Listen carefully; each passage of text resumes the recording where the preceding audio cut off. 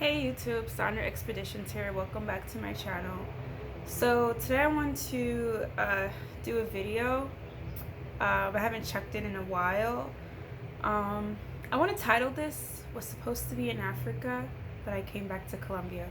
So I just arrived back to Colombia for the third time this year, this morning, and I went back to New York for 3 weeks.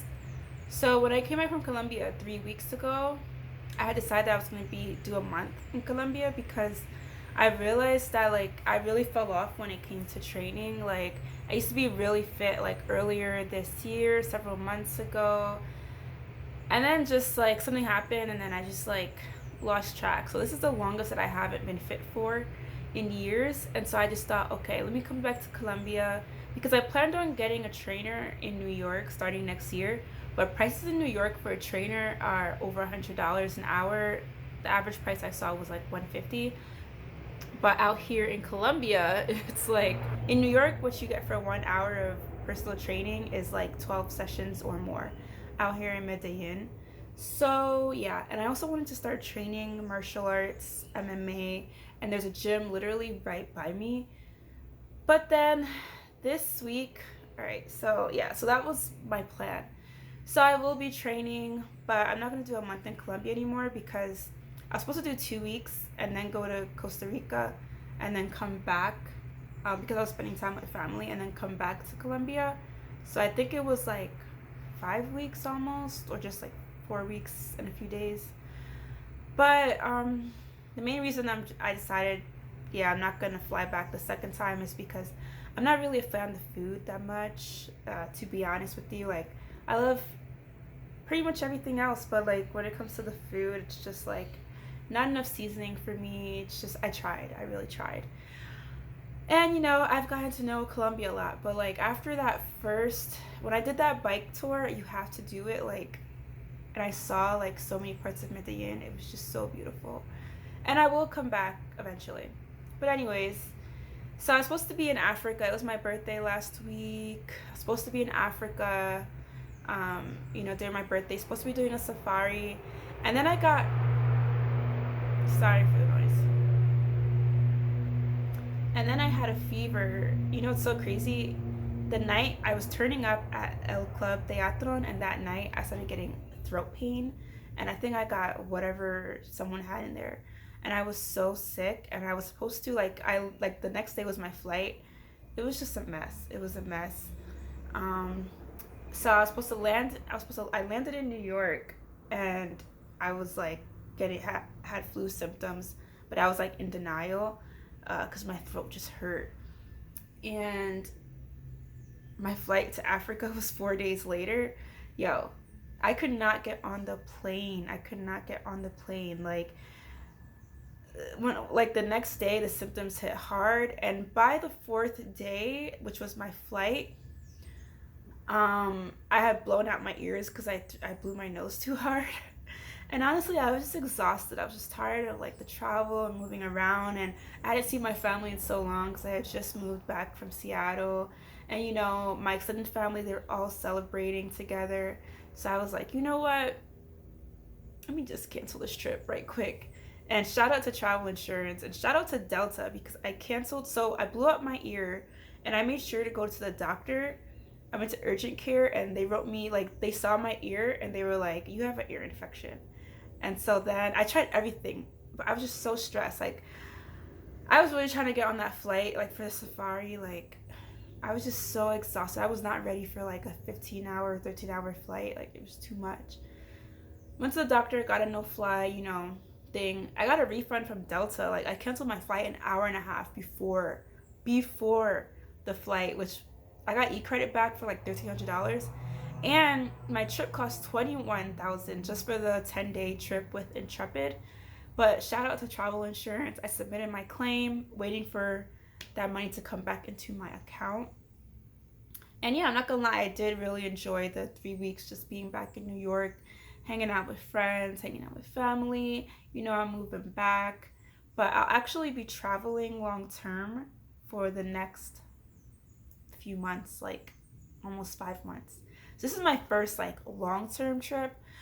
But I'm kind of ready to settle down at the same time. Like, I really love New York and, you know, hanging out with friends. I'm a really social person. And I always like, I'm a person who like throws a lot of like get togethers and parties and stuff. And I just like being in one place and like building a community and stuff. But at the same time, I love to travel and I love culture. So I'm always like torn in between the two. Like, one part of me is like, yo, I'm tired of travel. Like, I'm tired of like picking up and going and meeting new, like, it just gets to too much. And another part of me is like, oh, but you know, like, I'll be traveling to a certain country soon, learning a specific language, my third language, you know, new language. So I speak Spanish and French, and I'll be learning a third language, so I want to stay in that country.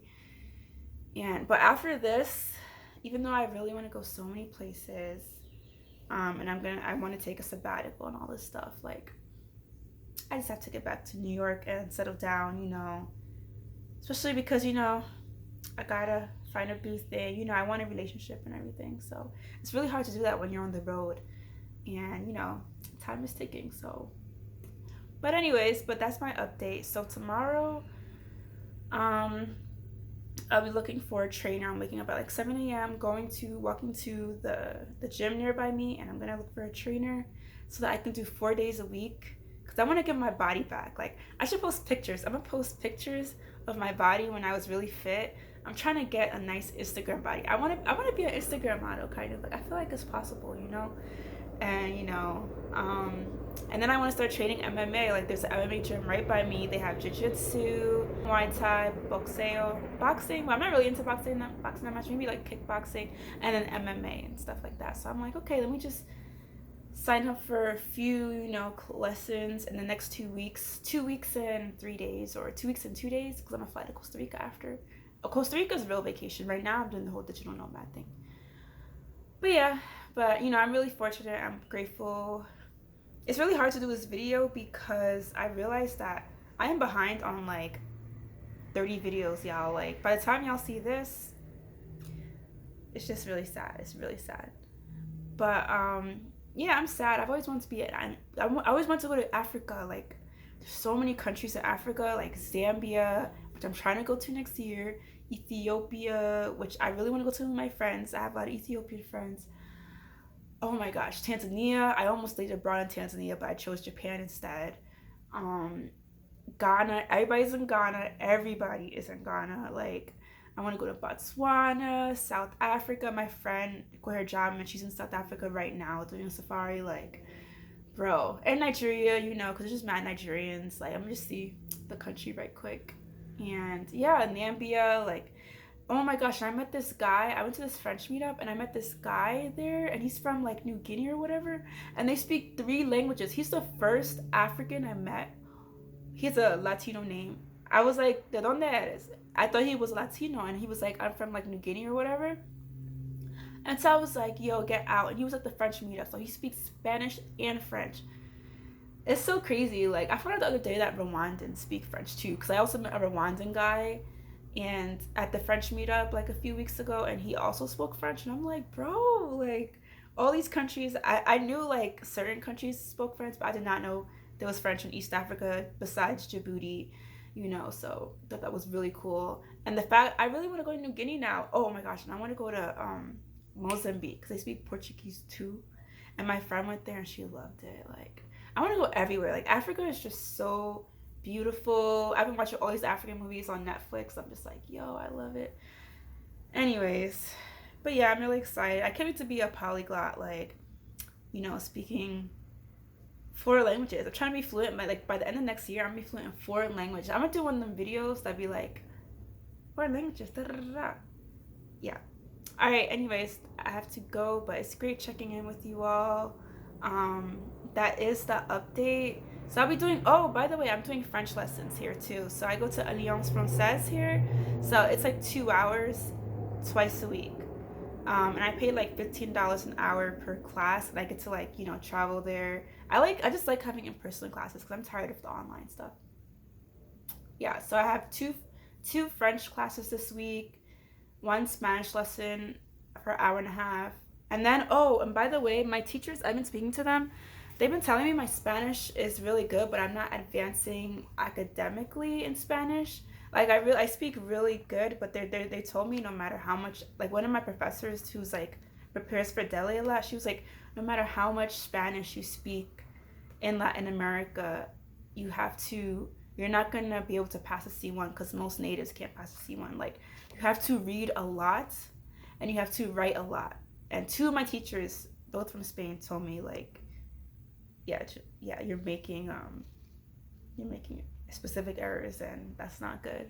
And you need to be able to, oh my gosh, and I'm traveling. Oh my gosh, it's a lot of stuff, but that's just what I'm gonna say for now. And I'm gonna make another video about where I'm going after Costa Rica. Mm-mm-mm. All right, peace. Tengo que ir. Ciao.